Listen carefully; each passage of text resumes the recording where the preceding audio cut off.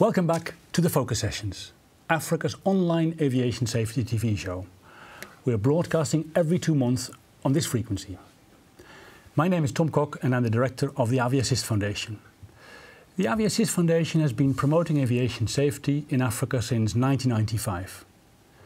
In the Focus Sessions, we talk about things that are crucial if we want to raise the bar on safety in Africa. And we introduce you to inspiring safety professionals. Today's focus session is dedicated to better understanding local ingenuity, a new topic to me, but also for the aviation industry around the globe, not just in Africa. Today at our table, I'm joined by someone who brings 40 years in African aviation safety and sales to the table, ranging from former Air Afrique to the giant aircraft manufacturer Boeing. Back here at the table, the voice of Africa, Chamsu Anjorin. Welcome back, Chamsu. Thank you, Tom. Also at the table is the author of a new and fascinating book about safety leadership that I think every aviation professional in the world should read. Dr. Robert-Jan de Boer will share his experience from the many domains he has worked in as a researcher, ranging from oil and gas production to healthcare to aviation. Welcome, Robert-Jan. Thanks, Tom. Good to have you back. In a moment, I'll start with my third guest here at the table, a senior aviation psychologist, human factors specialist, and currently the head of occurrence investigation at the Royal Netherlands Air Force. Leonie Boskeljon-Horst will share her experience in trying to harvest local ingenuity or better understand local ingenuity that happen in our organizations under the radar. Welcome, Leonie. Thank you so much. To the studio. I look forward to the discussion with all three of you. But as always, I'm asking for a little more patience on your side because there are two more things to deal with. First, let me give the viewers out there in Africa a little more information on how you can enroll in our popular prize draw. For the regular viewers, it's a familiar procedure, but we're always welcoming new viewers for whom this is a great chance and for whom this is new. In the prize draw, you have a chance to win $100 in cash in each episode. And we do this for two reasons. The first is that the prize draw, will give you some insight into what inspires my guests here at the table. And the second is simple. It gives you a chance to win $100. You'll see a web address at the bottom of the screen. And at that page, you can submit the 3 letters that I'll give you throughout the broadcast, and that, together, form a 3-letter code. Every 10 minutes or so, we'll show you one of the favorite books of the guests here at the table. And all you have to do is write down the first letter of the first name of the author. And you'll end up with a 3-letter code. You enter those 3 letters on the Google form page and then click Submit. But here's the important thing. You can only submit your 3-letter code until 15 minutes after the end of this focus session. From among the correct answers, we'll draw one lucky winner and then send that person, her or his, $100 in mobile money. We'll announce the winner on our LinkedIn page, so a good reason to follow us on LinkedIn as well. And the second thing I'd like to do before we dive into local ingenuity is to make sure all you viewers out there know what Aviassist is. And we do that with this beautiful video made for us here at the Tata Studios. A bit of bold promotion for the foundation.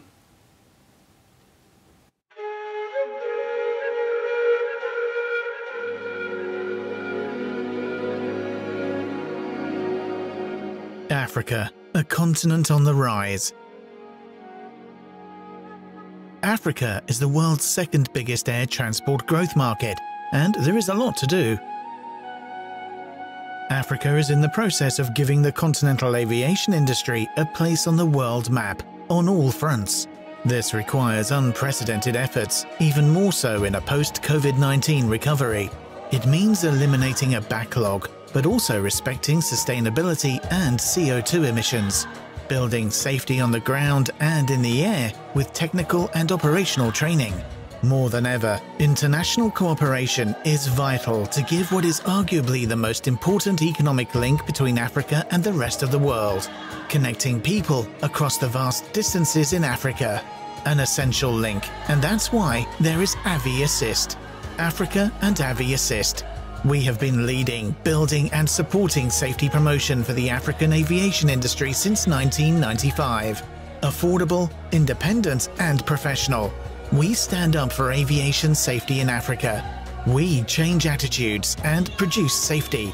Our professionals support African professionals, and we do it with passion by delivering on-site and online courses across Africa and more. AviAssist. Join us in Kigali or anywhere else on the continent. The African aviation industry needs you right now, more than ever. AviAssist.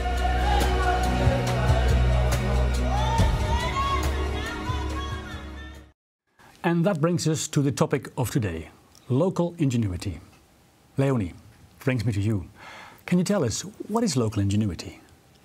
Well, Tom, local ingenuity is what operators and employees devise when they're confronted with goal conflicts. So they have these multiple goals that they need to achieve, but the goals in themselves are hampering one another. So they come up with routines that become, they're becoming part of the routines, those solutions, creative solutions. And we've called those local ingenuities. And those routines have not been tested for additional risks, are not part of any rule base, so they're not written down, but they are carried on from one generation to the next, and they get the job done. And we've called them local ingenuity to stress the non-normative aspect of this phenomenon. The non-normative aspect. So it's not a negative word. So we've seen local ingenuity, you mean? Yeah, local ingenuity. Okay. We've seen this phenomenon described before in literature, usually with the words like workarounds or violations, and it has a little negative connotation to it.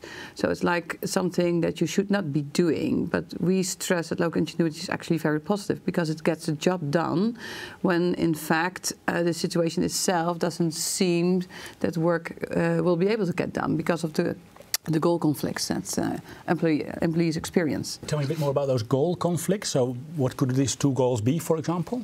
Well, usually it's more than just two. Well, for instance, in the target organization that we studied, we identified 4 different goals. One would be compliant with the rules, obviously. One goal would be to achieve production. So in my case, it would be achieve flight hours. Doing that ever better, so becoming more experienced and building expertise would be a goal. And of course, trying to not kill yourself or do it safely. Goal, yeah. Yeah. So we have 4 goals, and we found that the safety, production, expertise goal actually conflict with the compliance goal. So people either had to choose to be compliant or achieve one of the other goals. And so in trying to meet that, in trying to sort that out, if you like, yeah, they come up with this local ingenuity. Yeah, basically. creative solutions, and we call that local ingenuity. Yeah. Okay. Yeah, the local ingenuity is a routine, so people pass it on from one person to the next. It's something which is kept done, and they might not be very transparent about it either. They might not want to share their solution for that goal conflict. No, because the risk exists that if management knows about it, they'll find out that it might not be as compliant as they would wish it to be, and they will stop people doing that. And that makes life harder for people on the ground. But isn't that good? I mean, we're supposed to comply. So is it not supposed to be that way, that people just look at compliance? Yeah, compliance is one aspect of getting jobs done, but the goals, like Leonie mentioned, are sometimes contradictory. We also want to make sure that aircraft get out on time, and we also want to make sure that the passengers are all on board. And so sometimes we need to, like you said, the normative words would be to cut corners or to do a non-compliance, and to still make sure that work is done. And what we find is that management doesn't really want to hear about the ways that we get jobs done. Actually, I have a good example of that. We used to have at Air Afrique then pilots passing on information to each other that they wouldn't write in the logbook in transit, because they don't want to be stuck by maintenance decision for something that they feel is not important. And they will pass the information to the next one and say, okay, at the end of the day, at the final step, when we get to the base, write it down for it to be fixed, but don't do it while you are in transit. Because this is the way you can deal with it. So they have a conversation among themselves to save the performance of the flight. So it's a good reason, but it's not compliant because the requirement was for each leg to write down in a logbook any snag. Issues they might find. Yeah. Any issues that they might find. And so this is an excellent example because it shows that, on the one hand, possibly new risks are being introduced, which we haven't covered in the safety management system, but at the same time, the production goals and the timeliness goals are achieved. Yeah. And so this would qualify for our book. And I think what's also very interesting, we're trying to change that paradigm as well, that slogan in Africa is aviassist, because most courses we give, people are very keen to say to us, yeah, safety first, safety first. But, there's one operator I found, actually a very small operator in Australia called Peace Air. They, I think, and that probably depicts the goal conflict you were talking about, have a slogan which we try to promote in Africa, which is service first, safety always. Oh, we have mission first, safety always. Yeah. Mission first, yeah, in the Air Force, you mean, yes. Yeah. But I mean, I think what we see often, especially with young people in those courses with us, they're very keen to show that, no, I know safety is first, but we say, no, it's not, because in the end, your operator has to fly in the case of the Air Force, make money in the case of Air Afrique. So that's the goal conflict you were talking about. Yeah. Safety first would mean stay on the ground. Stay on the ground. Because that's safer than going airborne. Yeah. So that's a message to the people out there. We don't ever want to hear you say again, safety first. No. It's service first and safety always. Safety always, yeah. That's a good one. And the nice thing about the example that Shamsu indicated is, of course, what do we do about it? As long as management is not aware or not evidently aware of the practice that has occurred, everybody can be comfortable with the situation that has arisen, assuming that it doesn't lead to major incidents. But of course, once management becomes aware of this, then solving the situation is not as straightforward as it might seem. You can increase discipline and force your pilots to write down all the items in transit, but that will severely impact your schedule. And you will find that won't be a sustainable solution. You might need to fire some pilots as an example, but that is going a very, very long way in the wrong direction. Much more, it needs an honest conversation, an open conversation, a non-normative conversation with the pilots as to what makes you do this and how do you decide for yourself that the situation is sufficient, appropriate for you to wait until we're back at base, and in which cases do you still signal to maintenance that something needs to be done even if you're away from base, because those situations undoubtedly also occur.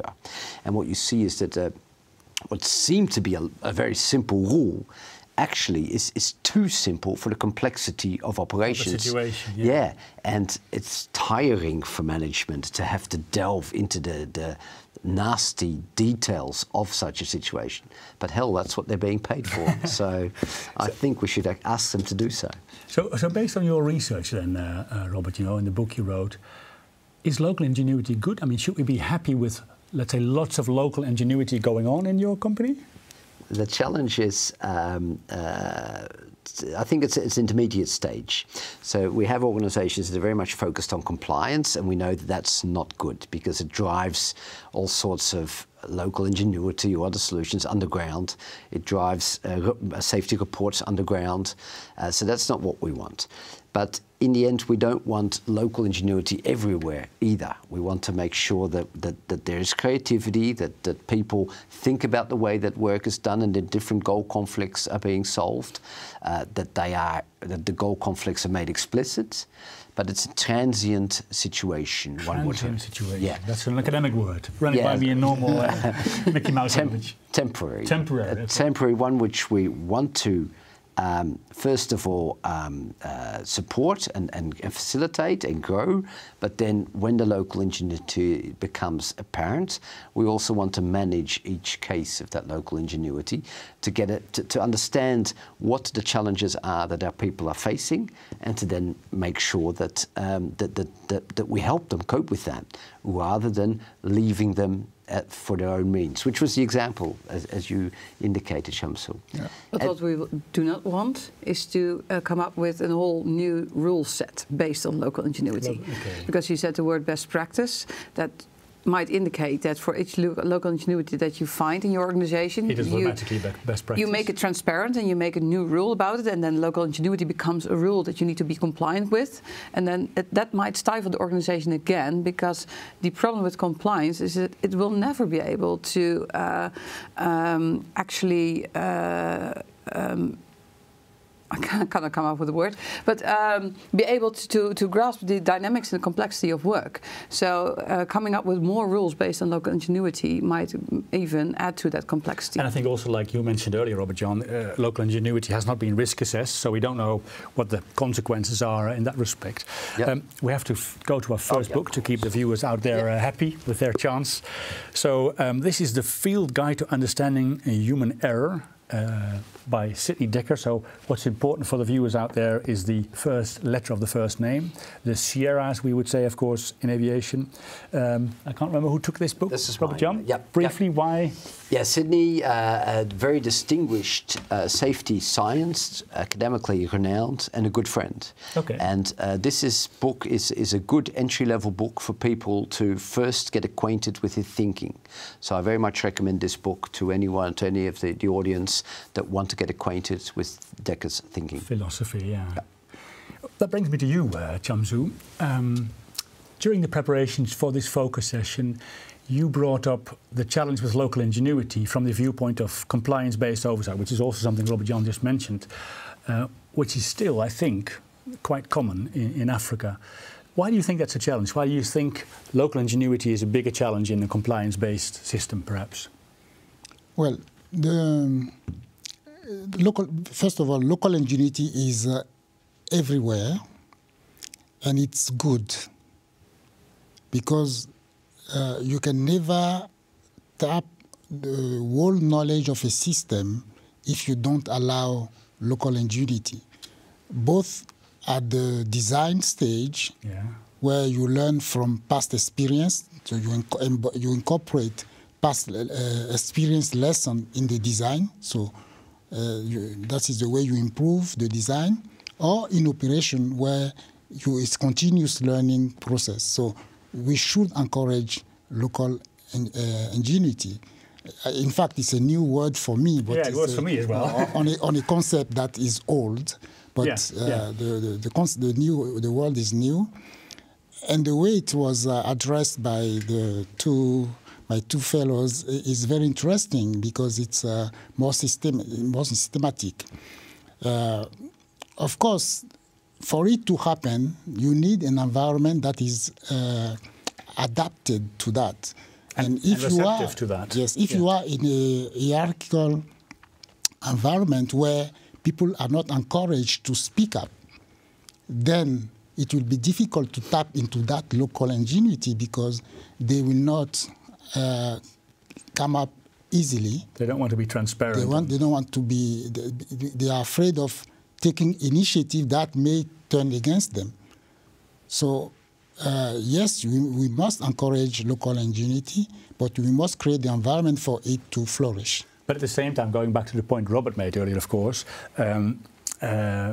it's not just in Africa. Even here, in any setting, people might be reluctant to be transparent because, like you said, it might mean that their work practices now have to change, isn't it? Yeah, absolutely, yeah. And in hierarchical situations, we have more risk of that being stifled than in other organisations. Stifled as in people are reluctant to come up with it, you mean? Yeah. Being suppressed almost, keep it down, keep it down, the transparency. And what we've seen often, and I'm wondering whether this rings true to you also, Chamsu, that in some organisations, that CEOs have actually told me, no, my people always work according to the rules. I'm sure they always work to the rules. Yeah, every now and then we have an incident, and that's only because they don't work according to the rules. But otherwise, they work to the rules. And I say, I don't think that's what's going on. I think they are not working to the rules. And every now you have an incident, and then you see it. Then you see it. Do you think my people are lying to me? I was told. Yeah. And again, that's not just in Africa, because people think, oh, that's no, it wasn't even in Africa. No. But it would be probably more hierarchical. Difficult word, hierarchical organization. Leonie, go ahead. I was going to add to Robert Jan. I actually conducted a study on the non-compliance in our organization because we had the same discussion that people would always be following the rules, especially in maintenance because there's strict rule base. So without any incident, I just studied in 9 or 10 squadrons how the non-compliance was about, and I found 194 reasons not to follow the rules. 194 reasons? 194 reasons not to follow the rules. So when I provided this feedback to upper management and saying, okay, well, if we find 194 reasons not to follow rules, they were saying, okay, what are we going to do about the behavior? I said, or maybe we should just ask the question, what's wrong with the rules? If there are 194 reasons not to follow them, there's probably something wrong with your rules. But, of course, that presumed, I think, tapping into the point that Chamzu was, I think, underlining, that management is open enough to allow for that discussion to take place and doesn't take the position of, well, these are the rules and thou shalt stick to it. I think in the research you've been involved in as well with Robert Jan, you also speak about this difference, which I think links to this, about, between a top-down, classical, rational approach to freedom in a frame, which is a word I really liked. How does that fit in? I mean, so you have those two opposing. Yes. The word, I think, in academics is paradigm, which is again very difficult. Vision, two different worlds, if you like. The classical versus the freedom in a frame. What's this freedom of a frame? What does it depict to? Freedom in a frame says that there is a frame, so there are some rules, hard lines, so to speak, but within that context, within those rules, there is freedom, space to actually exercise your own expertise and as an individual operator of a certain system. As a professional individual, yes, and to see how you, if necessary, might adapt rules to the situation at hand, because rules will not always match exactly to the situation that you have encountered.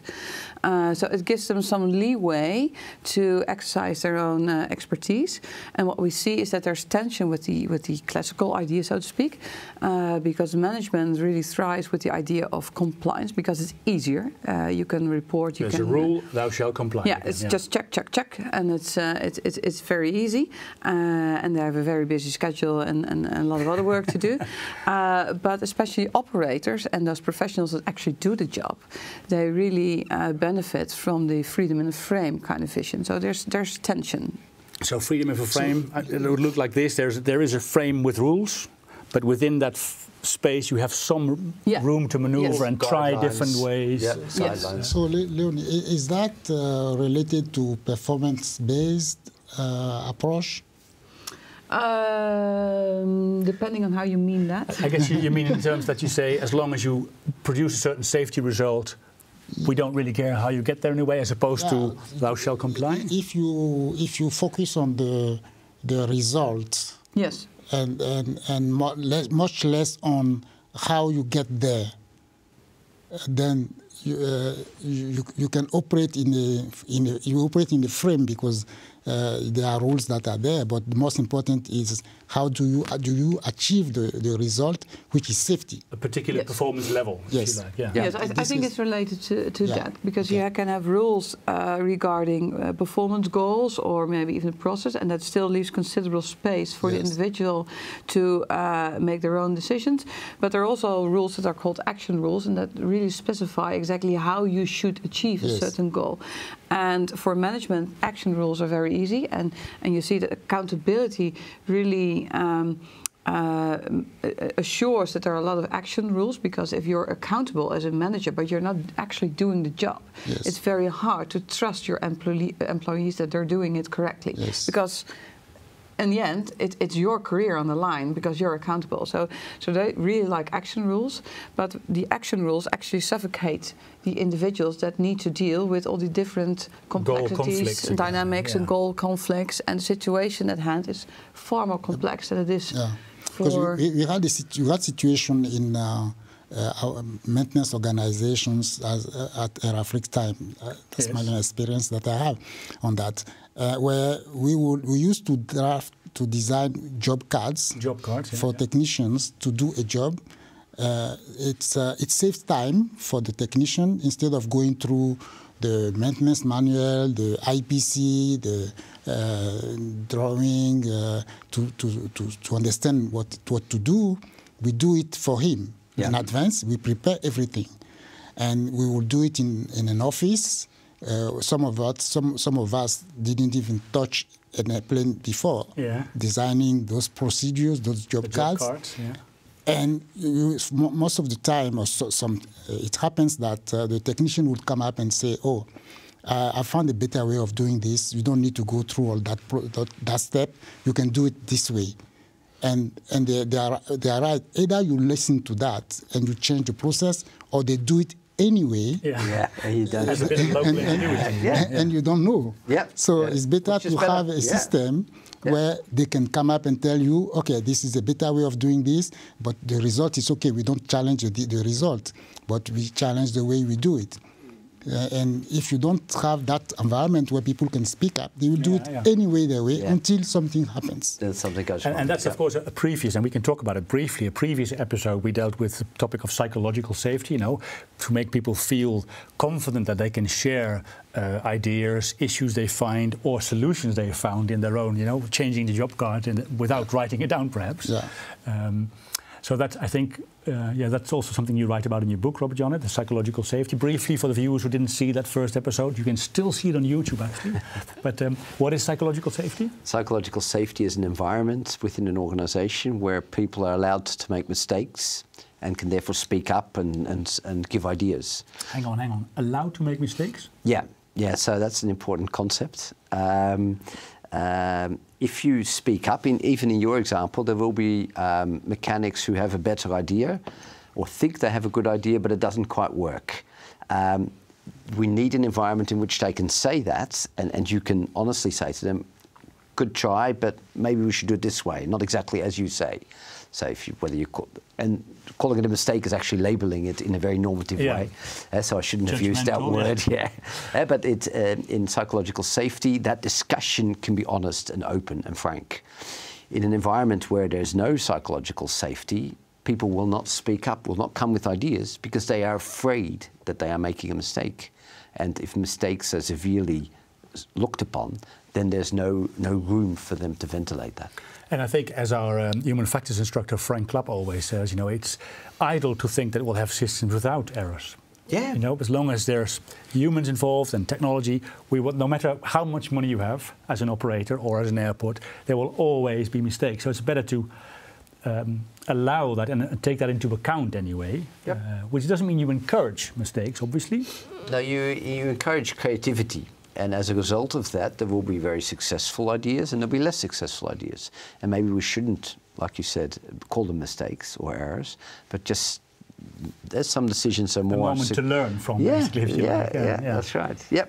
So another point then we can talk about is, how do you then find out about this local ingenuity going on in your organization?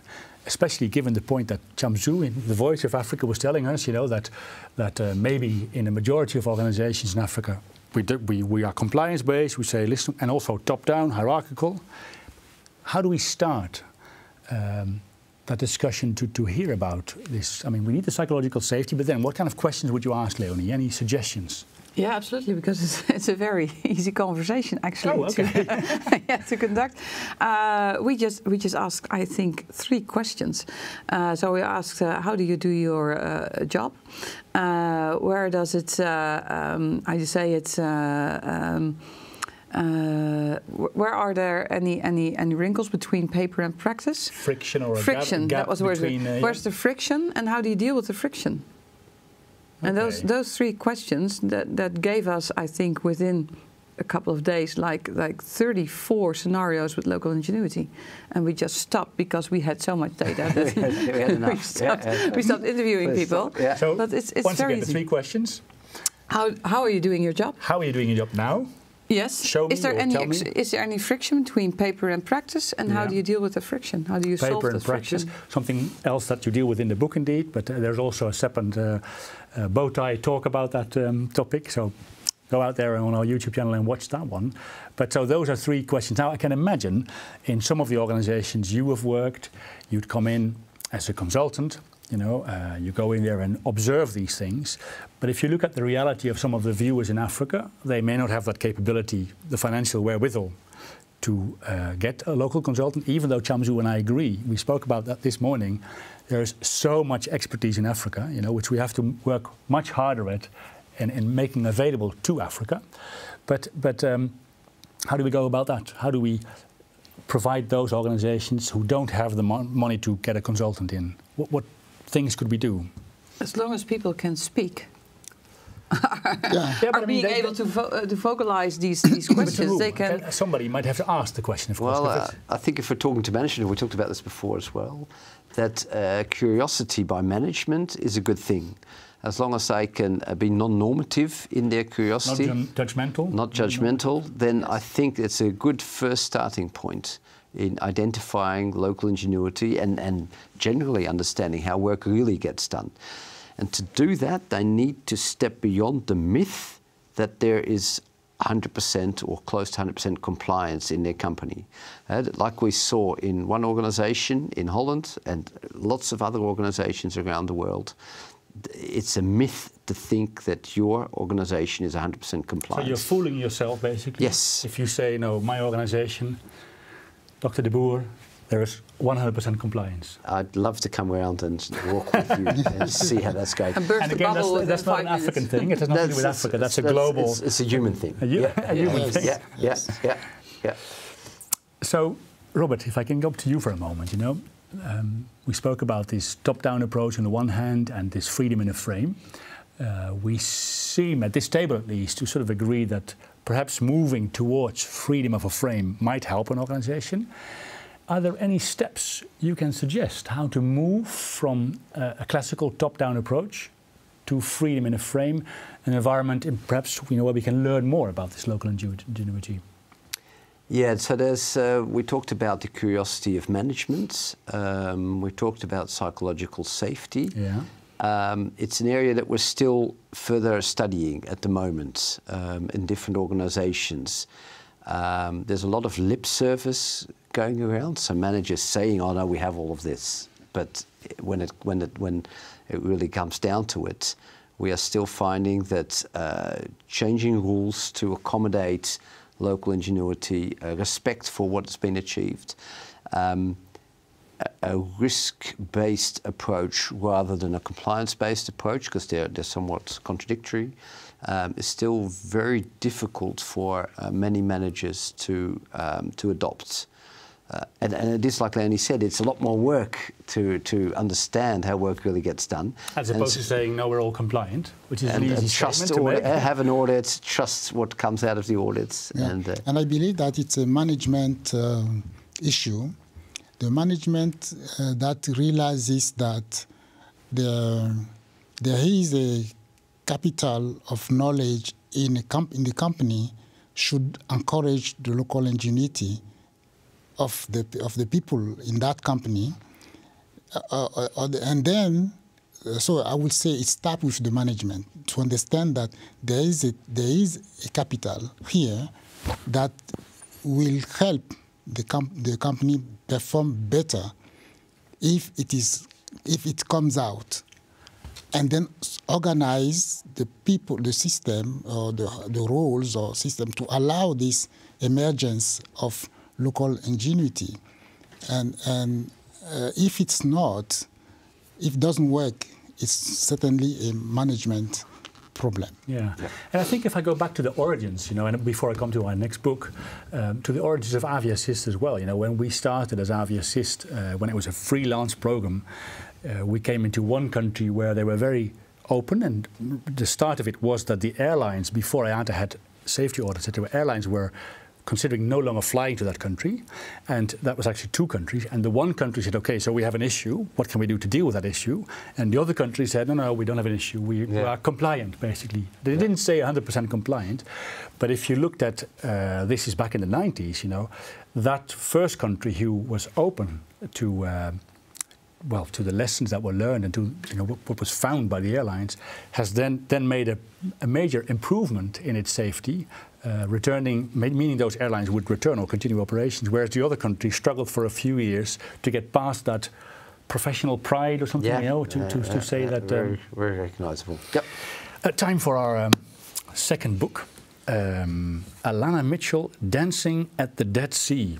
So what's important for the viewers out there is the first letter of the first name, which is the alpha in this particular case. I think, Chamsu, this is your... Tell us in 30 seconds, why did you bring that to the studio? Yes, an interesting book talking about the author traveling in various parts of the world, looking at seeing changes that human beings introduced to the world. So it's about environmental, and so she put together the experiences and say there is something we can still do as human beings to preserve the environment, and it's still possible. So it's the book is about that. Okay, well, I've never heard or seen the book, so it's a nice opportunity for me to get a new book as well. You know, it's not just for the people out there. We all actually quite often come away from these sessions with book suggestions amongst each other. Yeah, I think we're getting close to towards the end of this session. May I add something? Yeah, of course. What can we do to change the classical paradigm or vision to the more freedom in the frame kind of a vision? On top of management curiosity, it might also be helpful if management is supportive. And the classical organization is like a triangle shape with the top pointing upwards. But I'd like to envision the organization 180 degrees turn, so the top is at the bottom. Like so. Yeah, like that, like the Z in aviassist. Because after all, the operators are usually the biggest part of an organization, and they are actually doing the job, and it's management job to support them. Because they are the professional and they have the knowledge and know-how, and management doesn't have the know-how knowledge of the job that actually needs to be done. And I actually like the television series New Amsterdam. It's about a medical director. Okay. And with every problem he encounters, he always asks, as a medical director, how may I help? That might be a good tip for management. Yeah. Stop asking for any reports or any checklists or Excel spreadsheets. Just ask a question to your employees, how may I help? What can I do to make your job turn the organization upside down yeah. and see that you are supporting or actually maybe working for the operators instead of the other way around. But Chamsu, is that too big a challenge for Africa, you think? Actually, no. Okay. It's a good approach. And it has been going on for some time. There was a book written by former SAS CEO John Carlson, Reverse the Pyramid. Reverse pyramid, okay. Yeah, you're only allowed to bring one book, but okay, I'll go on to this one. Okay. Yeah. So that talks about that. It was, and it's very, when you hear that, you understand that it's obvious. Why don't we do that? Yeah. Because that's the reality.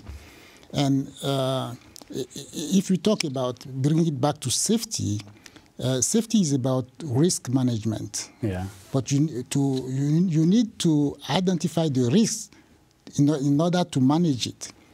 And the best way of identifying the risk is allowing any simple employee of the organization to talk about it. Because you can never identify all the risks in an office. But the risks are there around you in the field. In the field. Yeah. So if you allow your employees, then suddenly you have human captors of risk, and captors as in they have the risk. They can catch the risk, and then you can learn from that, and you can address them, and you can improve your safety system. So that's a goal, really, I think, for African leaders in aviation, industry, to also start to carefully allow that pyramid from this way to that way, which, of course, everywhere takes time. That's not an African problem. I would imagine that's... human problem as well. A human problem, yes. Yeah. But let's quickly slip in book number 3, actually. Another book by Sidney Dekker. So for the viewers out there, your third letter is from this book, written by Sidney Dekker. So the S for Sierra, The Safety Anarchist. That was your suggestion, I think? Yes, absolutely. Are you saying we should all become safety anarchists? Or? Well, I am. So. Oh, you are? I have to explain that. Why do you see yourself as a safety anarchist? Well, Sydney, first of all, he does describe the difference between anarchist and anarchism, because there is a huge difference between them. And the safety anarchist is someone who trusts people more than he trusts rules of procedure. And I trust people more than I trust rules of procedure, because rules of procedure are pretty static and people are pretty flexible.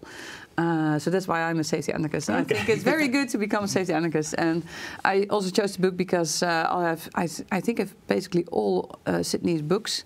And like Robert-Jan said, I think he has done an amazing job in changing the view on safety. So for me, it's really a role model, an example. A role model, yeah. And I think he's too little known in Africa, as far as I see it at the moment. Actually, the same with your book, you know. And I'm not getting a commission from Robert-Jan, but I think, you know, it's a very accessible book. So my recommendation to all you out there is get hold of a copy, because it has lots of practical examples and a lot of research which you did together as well. I think, you know, little action points at the end of each chapter. So yeah, I think that really has been very will be very beneficial for Africa, because it's easy the way I see it. You know, actually our motto is safety promotion deliberately different, because we like. I don't know for an anarchist, but we like to think also that we have to change something in how we deal with safety. One example is, Chamzu and I always joke about this a little bit, you know, amongst safety professionals, we all agree that safety is very important, you know, but we very seldomly go outside of our own world and speak to, you know, marketing people or financial people or human resource people about this importance and get them involved, because otherwise it's like this, it's not going to be possible to tip this, you know, because if we just speak to the safety people but we don't take the chief financial officer or the human resource people on board. And I think that's a big change, Chamzu. Maybe that's something you can speak about briefly. But when I first started in African aviation 25 years ago, there was personnel management, but there wasn't really human resource management. So people kept track of, you know, when's this person working for us for 25 years or something. But what I've seen, and it would be interesting to hear your view, you know, where now organizations really start looking at what are the type of people we need, and if the people we have, how do we get them to where we want them to be, which is to support that shift, basically. How do you see that? I agree. I agree. The people, companies understand that the way, the real value of a company is the people. It's more and more understood. And in that sense, managing people is more than just administration. You know, it's more complex. And it's coming. It's coming. It's still not very developed, but the concept is there, and it's being embraced. And it also puts us at our toes, you know, because it's very easy for us in the past to just meet with the safety director and say, we need this training course, we need this. But nowadays we get more pushback from human resource management, and rightly so, who says, but how does this fit into, you know, the plan I have with the organization, not just for the safety department? I would like to change the word, human resource management, because it's not about human beings. Then it would be called human being management or human people management. But human resource management is just a spreadsheet, and you count how many of those little soldiers in our case you have. Yes. So if I look back at the last, because we're approaching the end of this episode, you know, last 27 years of Aviassist. I've been there for 25 years, but it was there before I joined Aviassist. Aviassist and everyone else would love to increase the speed of safety, you know. So let's explore again how we can perhaps move towards this freedom in a frame, you know, which would then hopefully feed this tipping of the pyramid. I like that. Is it a metaphor? I don't know. So if I can ask each of you one tip, you know, can you give me one tip how you think in a very practical way that organizations, in our case in Africa, can make that shift towards more freedom in a frame? Robert-Jan, if I can start with you. Yeah, I would like to ask every manager that's looking at this video to please listen more than they speak. Okay, because somebody has said, you know, we have 2 ears and 1 mouth for a reason or something like that. So listen. Listen. Yep. Listen. Chamzu? I would also address the management of companies that there is a lot to benefit from by involving the people. However scary it may be, I guess, Yes. in the beginning. Of course, Yeah, there are challenges associated, but the benefit is far more beyond the challenges. Challenges for management, but challenges for the people as well. Leonie, that brings me to you. Yeah, after listening more than speaking, I think it's important, well, for management then, to actually do something with what you've heard. Not just listen, but also make sure you change all what you've heard into action. But it might be challenging because, like you said, you might come across 194 or whatever it was in the example you gave. So then it might be difficult. Where do you start? Yeah, it might be challenging, but I think living in an illusion, the illusion of compliance and the illusion of controllability and safety that they have now, it might be very challenging at some point as well. If something does seriously go wrong. Yes. And so then I would prefer the challenging over the illusion part. Yeah. Yeah. Yeah, I think that's... And it's like Robert Jan said, they're getting paid big bucks, so it might be a bit challenging. It's good. That's what they're paid for, yeah, Yes. to be able to deal with challenging and complex situations, indeed. Well, ladies and gentlemen, our time is almost up. We've reached the end of today's broadcast. Thank you very much for joining Aviassist here in the studio from your respective duty stations in France and the Netherlands. And then to the lovely viewers out there from Tanzania to Mali, from Zambia to Rwanda, thank you for tuning in for Safety Promotion.